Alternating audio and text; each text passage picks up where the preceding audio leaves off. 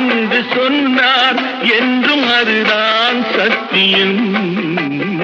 அண்ணா அன்று சொன்னார் என்றும் அதுதான் சத்தியம்.